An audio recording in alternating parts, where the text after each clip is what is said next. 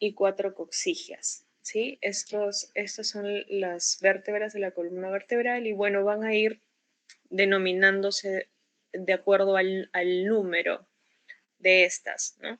Vemos diferentes curvaturas donde existe una lordosis cervical, una lordosis lumbar que son fisiológicas, una cifosis torácica y una cifosis de tipo sacra. Las funciones generales de la columna son 4. Uno, que va a proteger a la médula espinal, ¿no? Dentro del canal medular va a estar toda la médula con la dura madre, con la aracnoides, con la pía madre, con las meninges. Y también hemos visto en sesiones anteriores que de la médula nacen raíces anteriores, posteriores, se forman nervios periféricos, esos nervios periféricos se dividen en ramas anteriores, ramas posteriores. Las ramas anteriores son las que nos forman en los plexos que conocemos. Toda esta columna vertebral va a proteger la médula y todas esas raíces nerviosas que van a emerger de la columna, de la médula espinal. También tiene la función de soporte porque va a absorber y transmitir peso, ¿no? De que ese peso que viene desde estructuras más superiores y que van a ir transmitiéndose hacia estructuras inferiores, donde vemos que en la parte del lumbosacra de L5-S1 es donde va a la columna vertebral soportar mayor peso, que es alrededor de las 2/3 partes del peso corporal, es la que soporta la columna lumbosacra. O sea, en diferentes posiciones, bien sea en bípedo, bien sea en decúbito o bien sea en sedente, está soportando peso a la columna vertebral, pero las posturas donde hay mayor carga o mayor estrés mecánico es sobre todo en la posición sedente para esta zona de L5-S1, ¿no? Pero es alrededor de 2/3 partes del peso la que está soportando. La columna vertebral también tiene la función del sostén porque en diferentes estructuras es que se van a insertar músculos que son las que van a mantener también su posición y van a permitir que uno realice cualquier tipo de movimiento. Hay ligamentos, hay cápsulas también que se van a adherir alrededor de cada una de las articulaciones, que por tanto la columna vertebral sirve de sostén para todas esas estructuras, ¿no? Que están colocadas, superpuestas en las vértebras. Movimiento, ¿no? Las articulaciones que están en la columna vertebral, que principalmente son las intercorpóreas entre los cuerpos vertebrales y las hipoficiarias, van a permitir que esos movimientos que se dan en cada una de las vértebras, que son pequeños, pero que se van sumando entre vértebra y vértebra, condiciona o permite que se realicen ya movimientos de mayor amplitud, como los que conocemos que son flexión, extensión, inclinación lateral derecha, inclinación lateral izquierda, rotación derecha, rotación izquierda. 4 funciones de la columna vertebral. Ahora, esta columna tiene una unidad funcional. Esa unidad funcional está compuesta por 2 vértebras que son adyacentes, por el disco intervertebral que está entre ellas y por las articulaciones cigapoficiarias que permiten realizar o tener una articulación posterior, ¿no? Porque el disco intervertebral nos permite tener una articulación en la parte anterior y las articulaciones cigapoficiarias son articulaciones posteriores. Y todos los ligamentos que están alrededor de esas articulaciones son los que se denominan una unidad funcional de la columna vertebral. Entonces, todo relacionado a 2 vértebras consecutivas adyacentes. Esa unidad funcional de la columna vertebral también es denominado segmento móvil de la columna vertebral. Es otro término. En la unidad funcional se van a producir diferentes movimientos, ¿no? Que hemos conversado que esa suma de desplazamientos y movimientos que van a ocurrir en cada unidad funcional, en cada unión entre dos vértebras, son las que nos van a permitir el movimiento de la columna vertebral en su conjunto. Esos movimientos que nosotros vemos hemos analizado dentro de lo que es la osteocinemática, esos movimientos rotatorios, ¿sí? En diferentes planos con sus respectivos ejes. ¿Quiénes constituyen la unidad funcional de la columna vertebral? Pues tenemos acá los cuerpos, bueno, dos vértebras continuas adyacentes, el cuerpo vertebral, los que están aquí, en lo que nos permite unir o tener una articulación anterior en la columna vertebral, que es el disco intervertebral, con sus partes, que es el núcleo pulposo, el anillo fibroso, y entre en el borde superior de la vértebra inferior, en el borde inferior de la vértebra superior, vamos a tener también un tejido que es considerado un cartílago hialino, que es el que está acá, ¿sí? Que también va a ser un medio, es parte, se considera dentro de las partes del disco intervertebral. Esto es en la parte anterior. También son los ligamentos los que están involucrados en esta unidad funcional, ¿no? Tenemos el ligamento longitudinal anterior, el ligamento longitudinal posterior, y aquí se encuentran las articulaciones higapoficiarias o articulación facetaria. En esta articulación también la parte más anterior, antes de que se genere esta articulación, vamos a tener a las láminas, y la parte más anterior a los pedículos, ¿no? Entonces, estas son secciones, partes de la vértebra.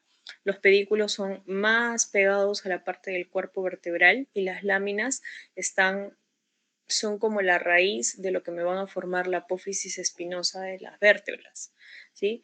Y acá tenemos las articulaciones higapoficiarias. Para este arco posterior de la columna vertebral también tenemos diferentes ligamentos que son fáciles de recordar, como el ligamento interespinoso, porque están aquí entre las apófisis espinosas, el ligamento supraespinoso, que está en la parte más posterior de las apófisis espinosas, como encima, ¿sí? Este es el ligamento supraespinoso, en cambio el interespinoso está entre cada una de las apófisis espinosas. El ligamento tenemos aquí intervertebral también, y este foramen intervertebral, que se denomina también agujero de conjunción, ¿sí? Estos son los constituyentes de la unidad funcional de la columna vertebral. Dos vértebras adyacentes y sus respectivos ligamentos. Conversemos primero del cuerpo vertebral. El cuerpo vertebral está en la parte anterior de la vértebra y tiene una forma como cilíndrica, ¿no? Claro que no es un cilindro perfecto, y va a tener diferentes caras, tal cual como si fuera un dado, ¿no? Una cara superior, una cara inferior, que son un poco cóncavas, la parte anterior, que también tiende a ser un poco cóncava, y la parte posterior, que puede ser cóncava o convexa, y las laterales, ¿no? Derecha e izquierda, que también tienden a ser cóncavas y convexas. El volumen y el tamaño de estas vértebras sí van a ir cambiando dependiendo de la región, y como las vértebras más inferiores son las que soportan mayor peso, pues el volumen y el tamaño de las vértebras inferiores van a ser mayores, ¿no? A las de las superiores. Los diámetros, podemos diferenciar dos diámetros, que es el diámetro anteroposterior o medial. Otro diámetro es el transverso o lateral, que están relacionados bastante con los planos, ¿no? Y lo otro es la altura, esos componentes. El cuerpo vertebral también va a tener caras articulares, que en la parte de los extremos se les va a denominar rebordes epificiarios o rodetes marginales. En la primera imagen vemos una vértebra en vista superior. Esta, esta parte de aquí es el cuerpo, ¿no? Es una estructura acilindrada. La parte de aquí, que son los pedículos, las apófisis transversas, aquí están las láminas, la apófisis espinosa, las apófisis articulares, ¿sí? Van a formar todo eso lo que está de amarillo, de rojo, de azul, lo que es el arco posterior de la vértebra. Y en la parte interna, que es el agujero vertebral, va a estar la médula espinal con todas las raíces nerviosas, por lo que también se entiende de que la parte de las funciones de la columna vertebral sea proteger la médula espinal. En la otra imagen tenemos una vista lateral de la vértebra, el cuerpo vertebral, los procesos transversos, el proceso espinoso. Proceso o apófisis es similar, ¿sí? Proceso espinoso, apófisis espinosa, proceso transverso, apófisis transversa, y luego tenemos las apófisis que son articulares o procesos articulares donde van a tener una cara articular propiamente, ¿no? Esta es la cara articular inferior que va a formar la articulación cigapoficiaria o facetaria con la carilla articular superior de la vértebra inferior, ¿no? Voy a acá una vértebra inferior con su carilla articular superior, una vértebra superior con una carilla articular inferior, y aquí se va a formar la articulación cigapoficiaria o facetaria. Este cuerpo vertebral ahorita lo vamos a analizar adentro, ¿sí? ¿Cuál es su estructura interna? Vemos que es un hueso corto y sus trabéculas van a seguir las líneas de fuerza que se aplican sobre esta columna. Esta parte de aquí es la parte posterior y aquí es la parte anterior. ¿Qué es lo que vemos en la parte posterior? Pues que estas líneas de fuerza tienen diferentes direcciones. Tenemos líneas de fuerza que son de forma vertical, forma horizontal y de también una dirección oblicua, lo que hace que en la parte posterior de la vértebra sean más resistentes a la compresión, pero en la parte anterior no tienen las trabéculas esas diferentes direcciones, sino más bien solamente tienen o tienden a tener trabéculas que siguen líneas de fuerza verticales. Por tanto, esta parte anterior de las vértebras son las que son más susceptibles a poder sufrir alguna fractura.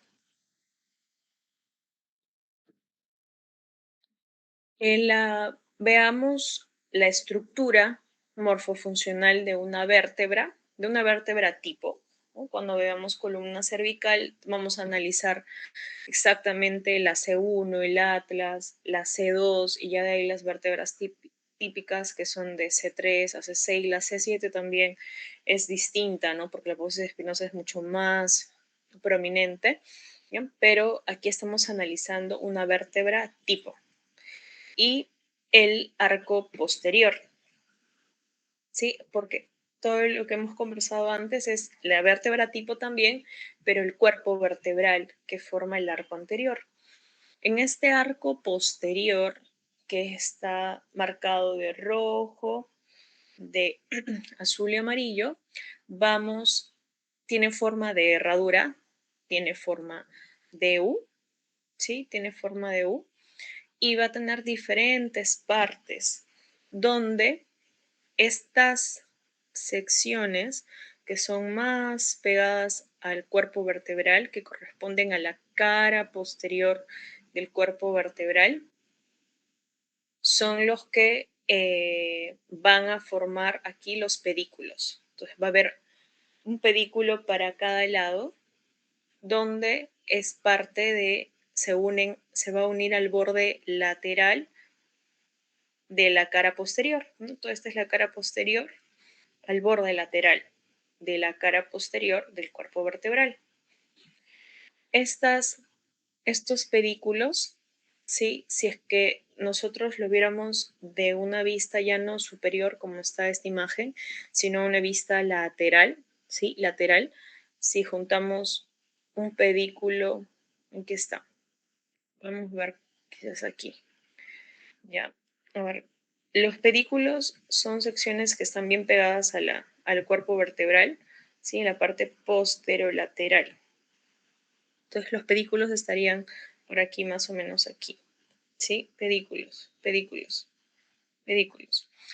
Les dicen que estos pedículos van a formar cada uno incisuras vertebrales, una superior y otra inferior, que en la superposición de dos vértebras contiguas van a formar parte de los agujeros de conjunción donde van a emerger los nervios raquídeos, ¿no? Los nervios raquídeos emergen a través de los agujeros de conjunción y estos agujeros de conjunción se van a formar a raíz de los pedículos, que los pedículos son las secciones más pegadas al cuerpo vertebral en la parte posterolateral.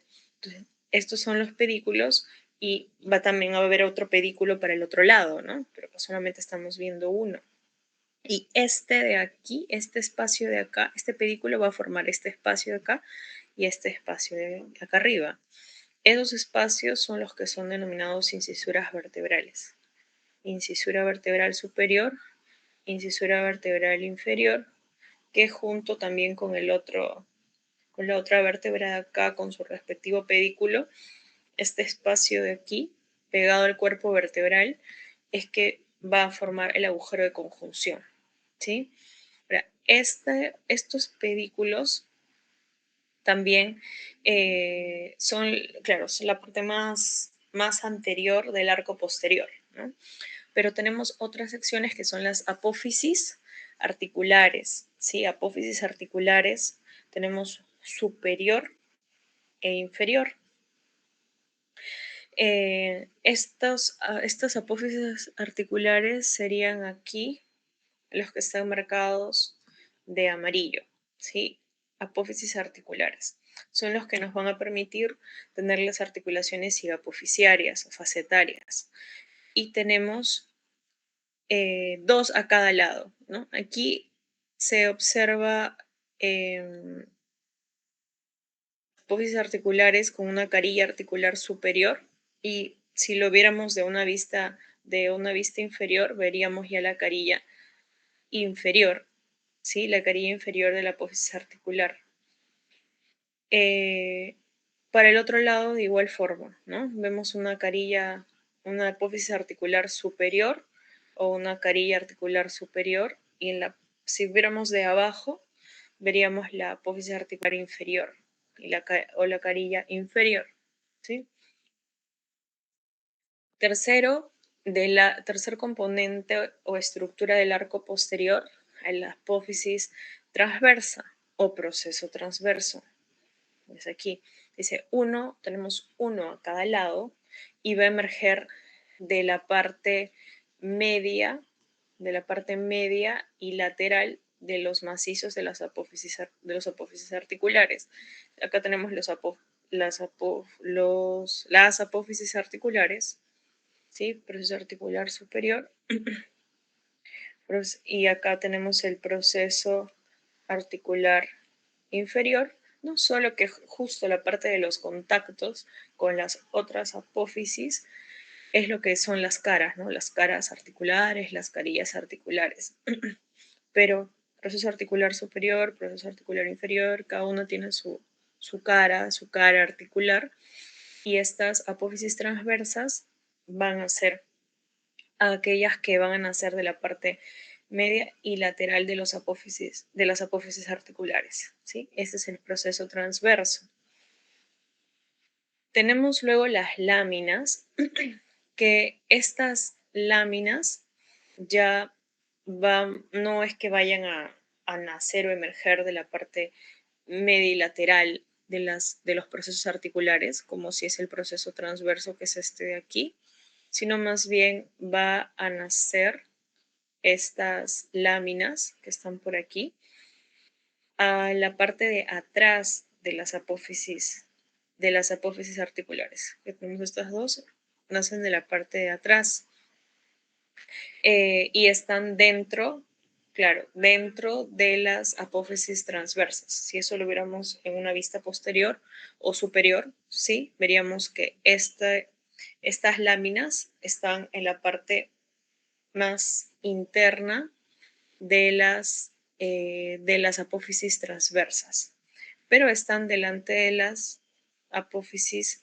espinosas, ¿no? Todo esto es la parte más anterior. Entonces, las láminas son como la raíz de las apófisis espinosas, que son la sección más posterior del arco posterior. La apófisis espinosa sí es la parte ubicada en la parte media y posterior del arco y va a emerger de la unión de dos láminas. Voy a buscar ahorita otra imagen para poder visualizar mejor vértebras, láminas. A ver si es que aquí está. Esto puede ayudar. ¿Sí? Este es el cuerpo vertebral. Tenemos aquí los pedículos que hemos conversado que nacen de la parte post del cuerpo de la vértebra, la parte posterior del cuerpo, pero en las secciones laterales, los pedículos.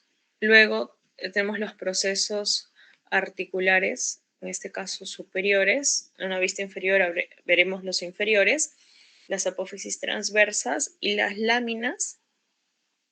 Sí, las láminas hemos conversado que están posterior, sí, están por detrás de los procesos articulares y además estas láminas son las que al unirse van a formar la apófisis espinosa, ¿sí? Y que esta apófisis espinosa es la parte más posterior del arco posterior.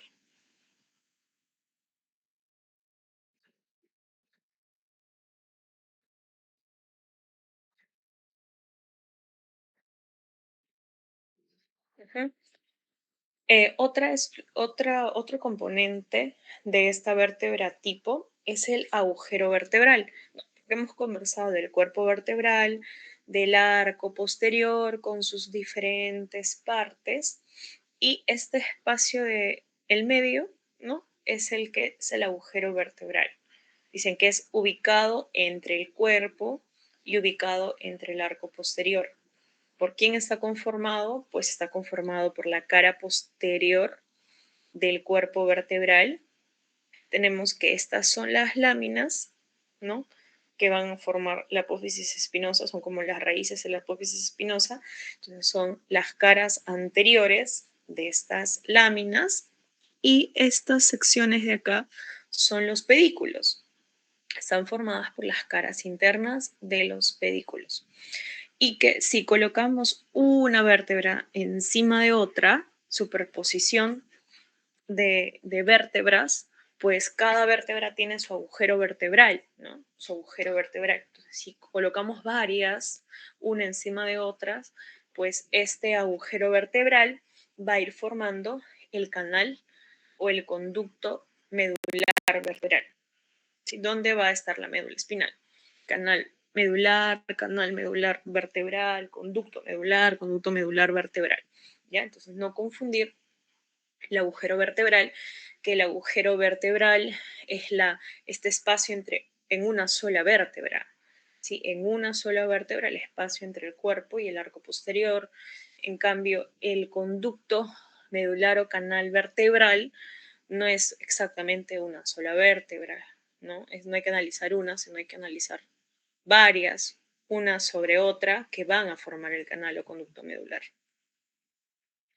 Las articulaciones que tenemos, vamos a analizar dos articulaciones.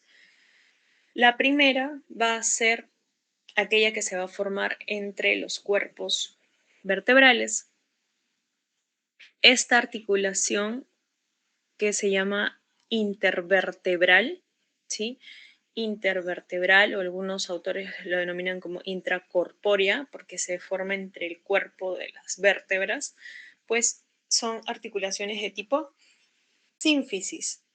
¿Y quién va a formar esta articulación? Pues tenemos que analizar las superficies articulares. Para eso tenemos estas dos vértebras, ¿no? Que son parte de la unidad funcional de la columna vertebral, ¿no? Tenemos que analizar dos vértebras. La cara inferior de la vértebra suprayacente y la cara superior del cuerpo de la vértebra infrayacente son los que van a formar esta articulación intervertebral. Y esta articulación intervertebral va a tener medios de unión, donde visiblemente el primer medio de unión pues va a ser el disco intervertebral. Este disco intervertebral va a unir entonces ambas superficies articulares en toda la extensión de la columna vertebral, pero va a ir cambiando ligeramente también sus características, ¿no? Dependiendo de la sección, si es cervical, dorsal o lumbar, bien por la altura del disco o bien también porque algunos discos son más rectangulares, otros discos son más cuneiformes, ¿no? Más cuneiformes pero con altura mayor en la cara anterior, otros con altura mayor en la cara posterior, o sea, va a ir cambiando ligeramente de forma también este disco intervertebral. Dos medios más de unión son los ligamentos longitudinales, ¿sí? Todos esos son los que están pegados al cuerpo de la vértebra. El ligamento longitudinal común anterior pues va a unir todas las caras anteriores de los cuerpos vertebrales y de los discos intervertebrales. Se va a extender desde la cara anterior del sacro, ¿no? Y va a ir hasta la parte superior, hasta el tubérculo del atlas, ¿no? El tubérculo anterior del atlas y el hueso occipital por delante del agujero magno. Como es este ligamento longitudinal común anterior, está en la parte anterior, pues va a ser quien va a limitar la extensión de la columna vertebral. Aquí por ubicación es donde uno puede deducir qué movimientos son los que se van a o qué estructuras limitarían determinados movimientos, ¿no? Este ligamento longitudinal anterior está en la parte anterior, por tanto, se va a estirar cuando hago extensión y me va a limitar la extensión vertebral. Y también me va a estabilizar la columna, ¿no? La columna vertebral en su conjunto. En cambio, el ligamento longitudinal común posterior ya va a ser aquel que va a unir todas las caras posteriores de los cuerpos vertebrales y de los discos intervertebrales. Este ligamento longitudinal común posterior va a ir también desde la parte del sacro, se va a ir hasta la parte superior, hasta el occipital. ¿Sí? Ahora, entre C2, ¿no? Y el hueso occipital, ya este ligamento longitudinal común posterior va a cambiar de nombre y se va a denominar membrana tectoria o cinta media. Membrana tectoria, ¿ya? O sea, es la continuación del ligamento longitudinal común posterior. O sea, los ligamentos longitudinales comunes vienen desde la parte del sacro hasta van para arriba del occipital, solamente que este ligamento longitudinal común posterior, ya a partir del C2 para arriba, para el occipital, va a cambiar de nombre. Estos ligamentos, o este ligamento longitudinal posterior, va a limitar pues los movimientos que se van a realizar para la flexión de la columna vertebral. En las articulaciones intercorpóreas o intervertebrales se van a producir algunos movimientos. Esos movimientos se nacen a partir de deslizamientos de esa vértebra superior respecto a la inferior. Si nosotros realizamos flexión de columna vertebral, pues esa vértebra suprayacente va a deslizarse o va hacia adelante, ¿no? Si realizamos una extensión, esa vértebra suprayacente se va a deslizar hacia atrás. Y si nosotros nos inclinamos hacia la derecha o hacia la izquierda, ¿no? También tenemos, al igual que que para las rotaciones, tenemos que la vértebra suprayacente, si fuera una inclinación lateral derecha, pues la vértebra suprayacente se va a inclinar hacia ese lado, ¿sí? Y en el caso contrario, para el otro lado también. Y en las rotaciones, igual, ¿no? Para la suprayacente, rota para el lado derecho respecto a la infrayacente. Esos movimientos son pequeños, pequeñísimos, pero que sumándose y va a haber desplazamientos que van a ser simultáneos, ¿no? En diferentes unidades funcionales de la columna vertebral y eso ya va a generar un movimiento que sea visible. La siguiente articulación que analizaremos es la articulación de tipo cigoapoficiaria. Cigoapoficiaria, cigoapoficiaria, ¿sí? Esta articulación cigoapoficiaria es una articulación tipo plana o artrodia y se va a formar o cuáles van a ser las superficies articulares, pues la carilla inferior, que vendría a ser aquí, tenemos L3 y L4, ¿no? La carilla inferior de esta vértebra suprayacente, que es la L3, junto con la carilla, bueno, carilla inferior de la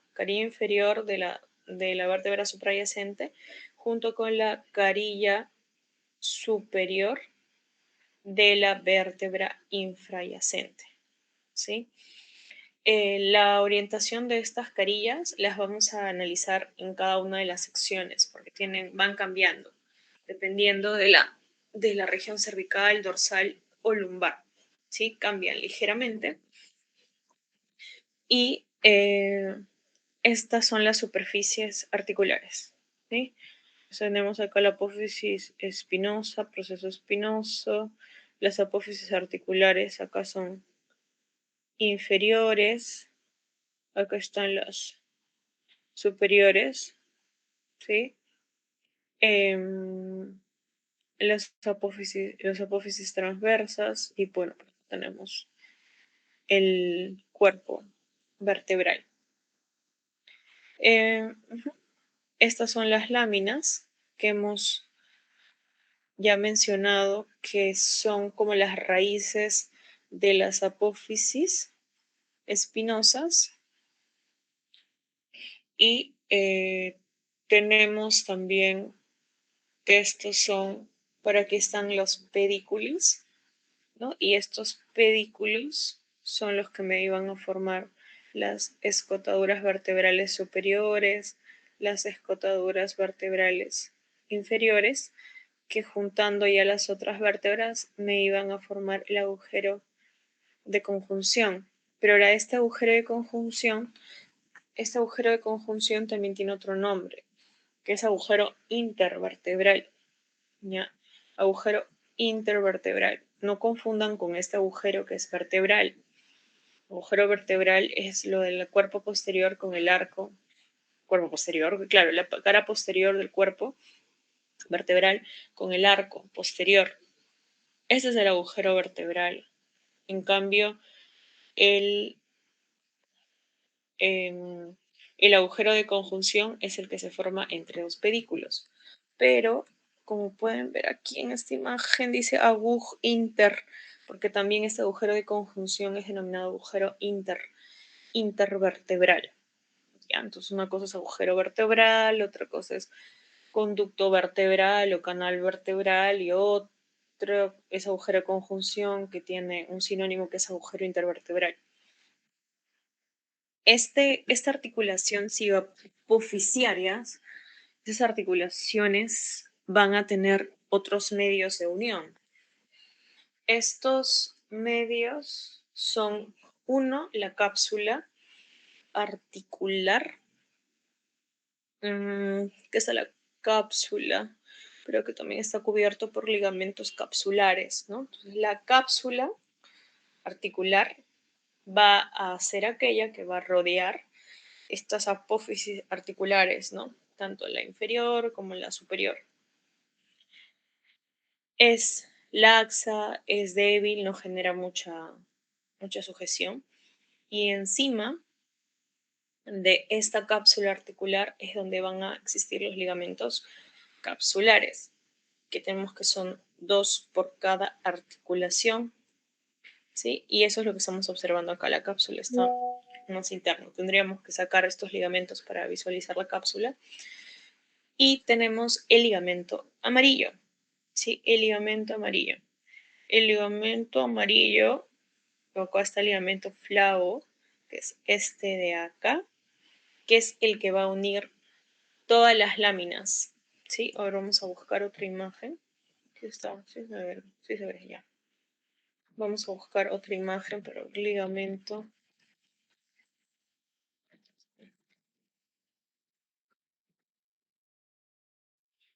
Para que puedan visualizarlo. Ya, creo que esta imagen puede ayudar.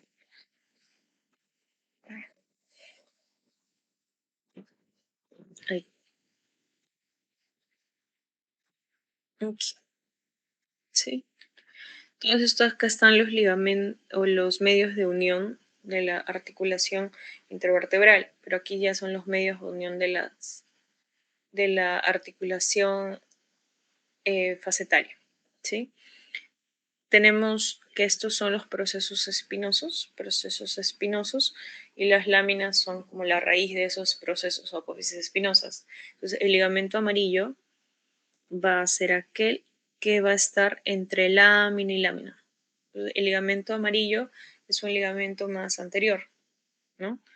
Respecto al ligamento interespinal y bueno, el ligamento supraespinal, que es el que ya está en las puntitas de las apófisis espinosas. Entonces, este es el ligamento amarillo.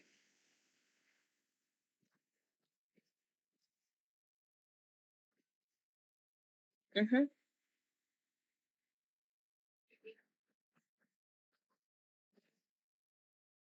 Intertransversos, a ver, hay y el interespinoso sí lo hemos visto en la imagen. A ver, voy a ver si había un intertransverso, creo que no. Ligamento interespinoso que va a unir a todas las apófisis espinosas, ¿no? Y que, claro, como está de todas maneras en la parte más posterior, va a limitar la flexión de la columna vertebral. Y el ligamento supraespinoso o espinoso, que es el que estaba justo en las puntas, justo en los vértices de las apófisis espinosas, pues también va a limitar la flexión, ¿sí? También. El intertransverso no recuerdo si estaba acá. No, no se visualiza bien. Ligamento intertransverso.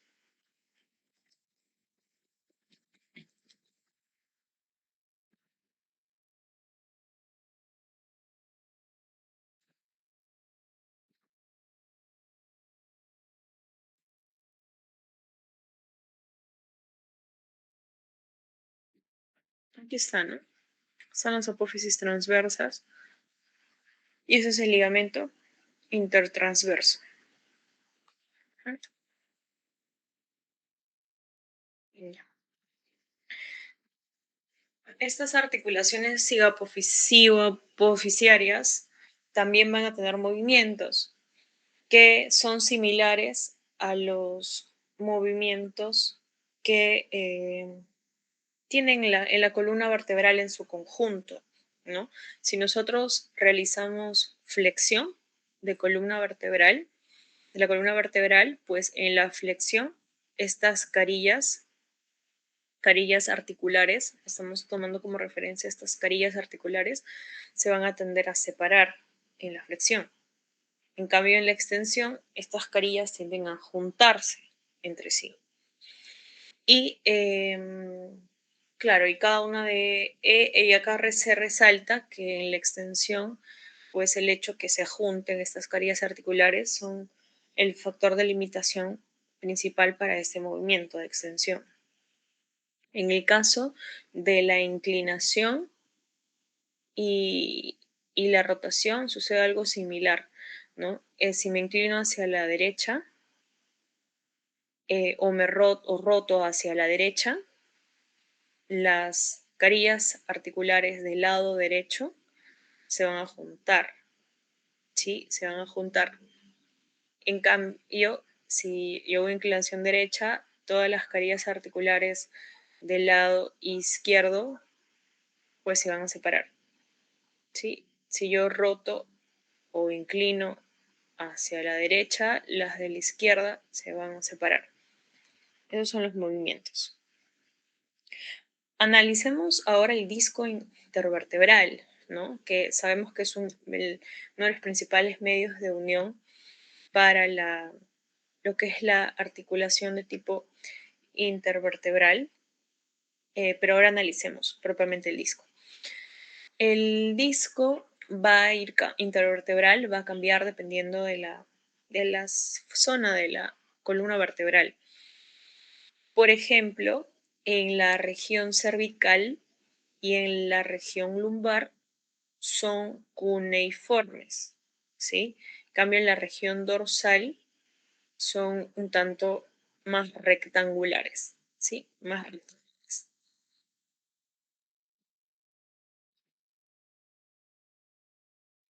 El, Al igual que las vértebras, los discos intervertebrales también van a ir siendo más grandes mientras más abajo se encuentren, porque van a tener que soportar más peso.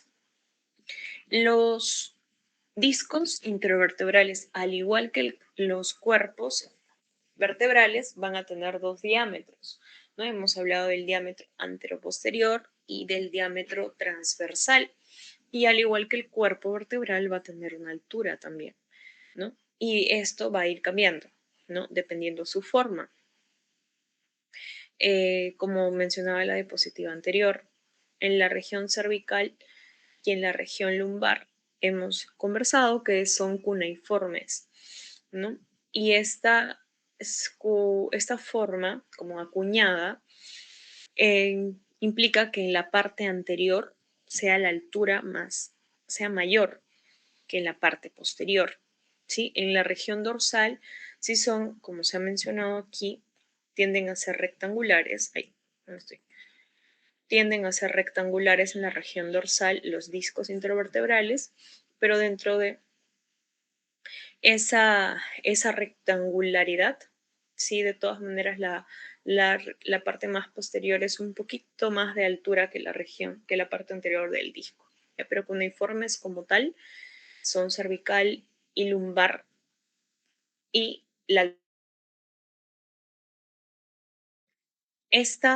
este volumen y tamaño hemos mencionado que va a incrementarse dependiendo que más abajo estén de la columna vertebral. Eso hace que la altura de, de este disco intervertebral, pues en la lumbar sea mayor que en la dorsal y en la dorsal sea mayor que en la cervical. En la región cervical es alrededor de 3 milímetros, en la región dorsal alrededor de 5 y en la región lumbar alrededor de 9 milímetros. Y si consideramos toda la altura de la columna vertebral, toda, con los discos intervertebrales van a representar el 25% de la altura de la columna vertebral, ¿no? El otro 75% lo corresponden propiamente ya a los cuerpos vertebrales, o sea, las vértebras en sí, pero el 25% de nuestra altura son los discos, ¿no? Ya con el paso de los años, los discos pierden altura y por eso es parte del envejecimiento también que uno disminuya la talla, ¿no? Claro, pero hay algunos adultos mayores que ya esa disminución es bastante marcada, ¿no? El disco intervertebral tiene diferentes partes, tres partes principalmente. Tenemos tres, ¿sí?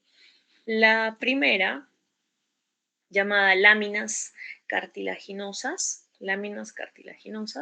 que fueron en una de las principales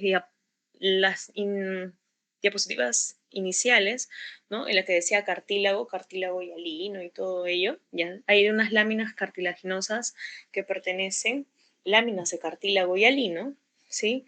Que pertenecen al disco intervertebral.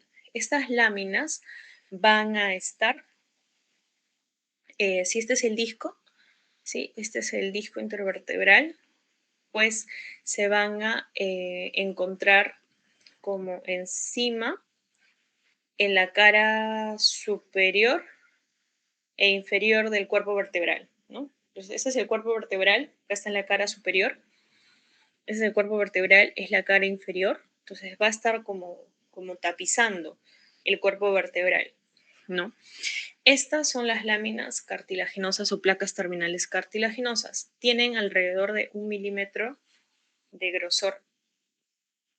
Y además que ayuda ese milímetro, ¿no? A tener más altura, ¿no?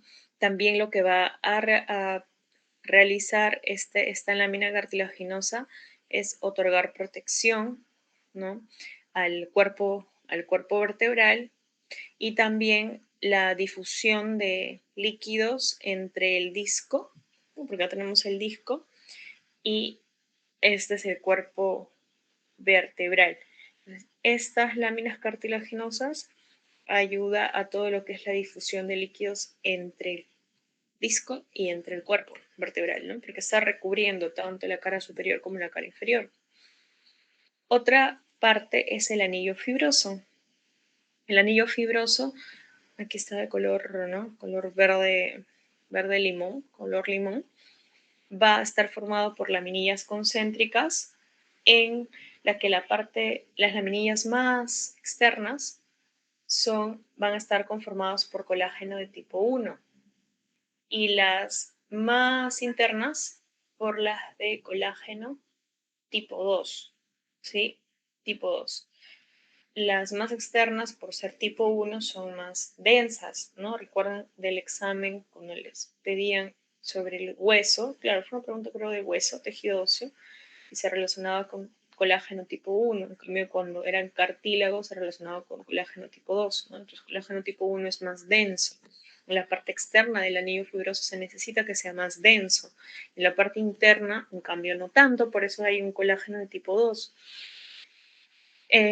Y estas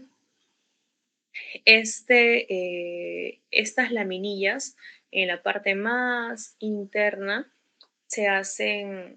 van cambiando su dirección, ¿no? Se hacen oblicuas y cambian alternadamente o sea, la dirección de sus laminillas. Estas capas externas del anillo fibroso son las que van a tener nociceptores, capas externas, ¿sí? ¿Cuál es la función del anillo fibroso? Pues es que se mantengan unidos los cuerpos vertebrales, ¿no?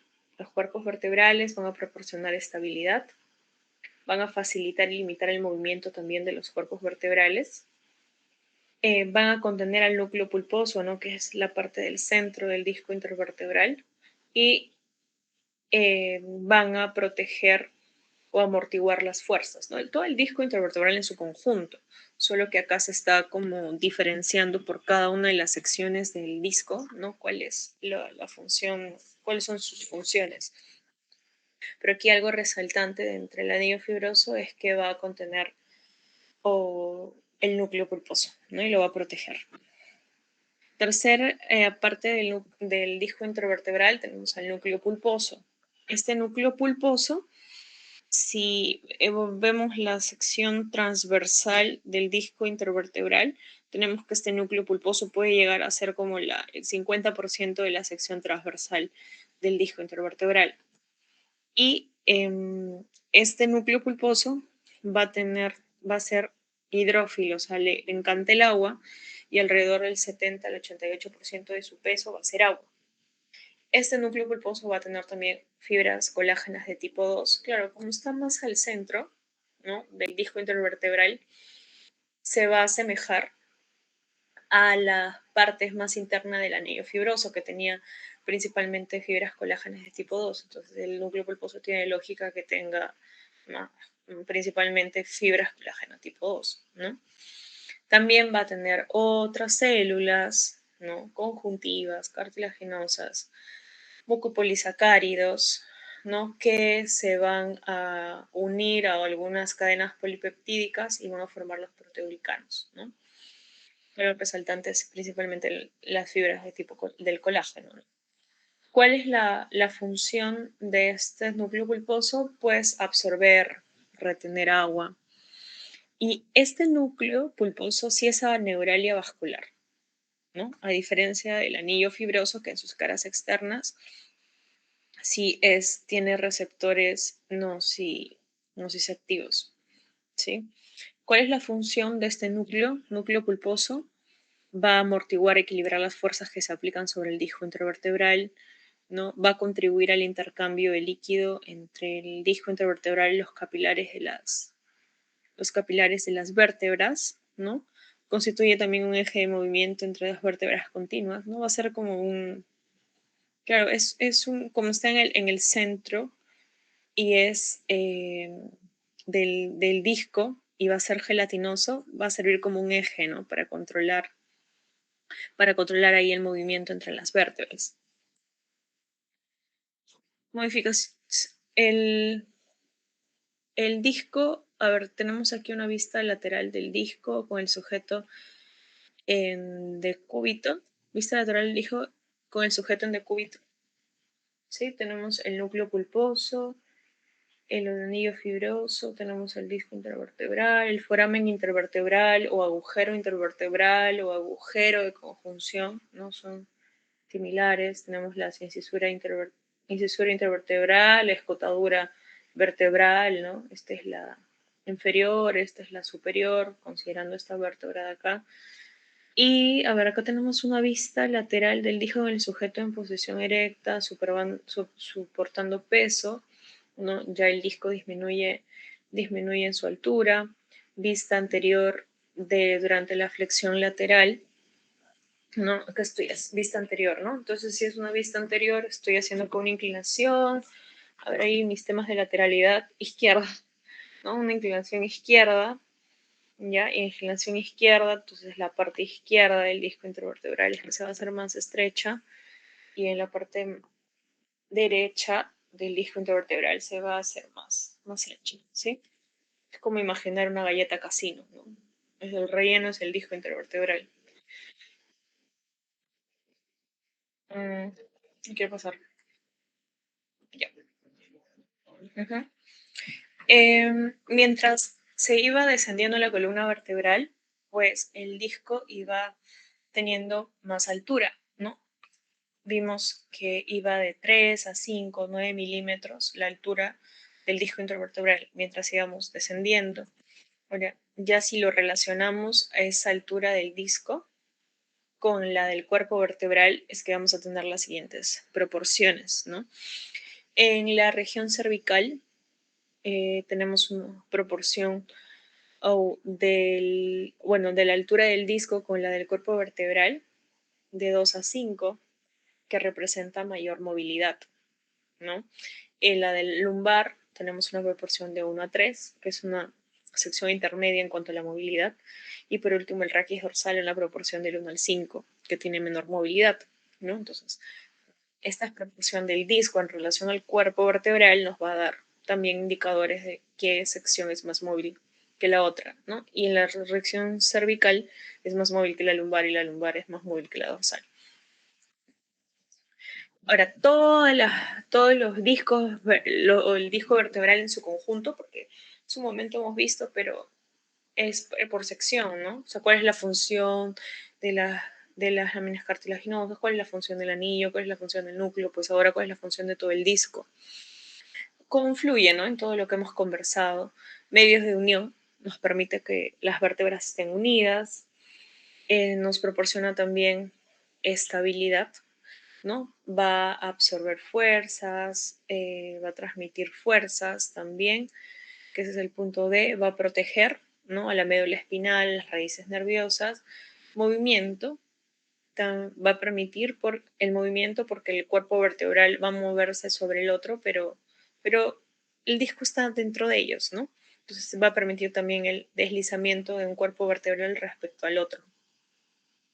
Y el núcleo pulposo, ¿no? Va a actuar como una rótula también, haciendo que las fuerzas de presión y compresión se distribuyan a lo largo del disco intervertebral, ¿no? Y que así no haya un punto específico del disco que reciba mucho más carga que otra sección, ¿no? Entonces ayuda a distribuir todas las fuerzas de presión, de compresión sobre todo el disco, el núcleo pulposo, ¿no? Pero en general, el disco nos ayuda al movimiento, nos absorbe y transmite fuerzas, proteges, es un medio también para estabilidad, medio de unión.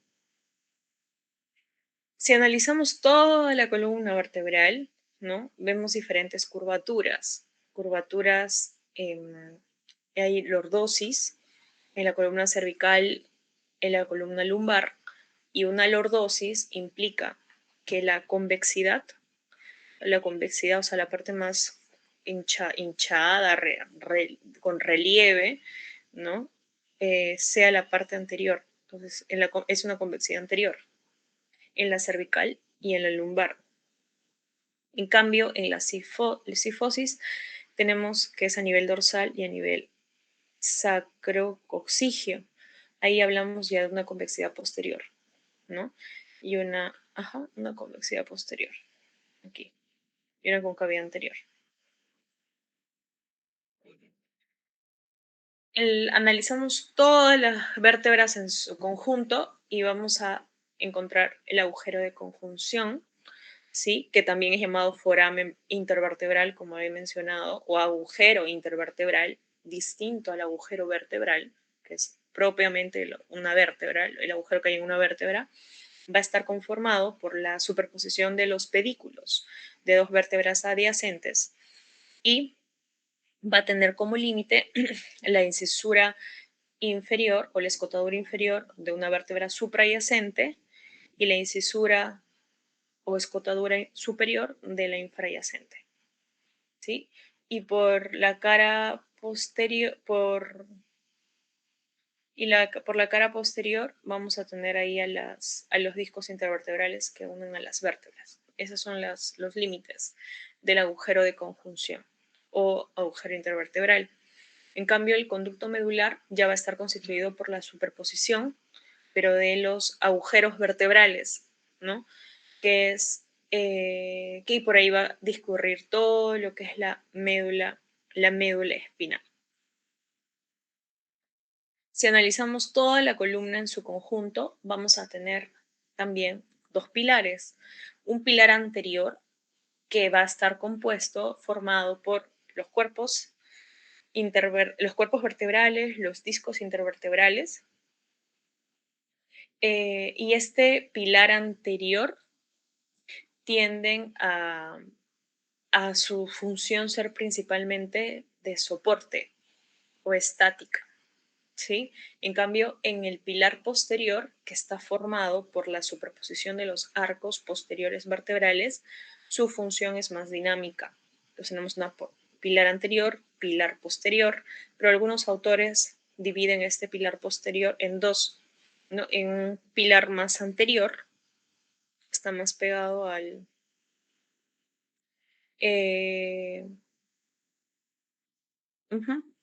No, no. O sea, la parte del pilar anterior es la parte de los cuerpos y el pilar posterior es toda la parte de los arcos. pero bueno, acá un autor que es Dennis menciona que hay 3 pilares, sí, pero el pilar posterior sí las mantiene como tal, solamente que el anterior, que es este de aquí, lo divide como en dos, sí, en un pilar anterior y en un pilar medio.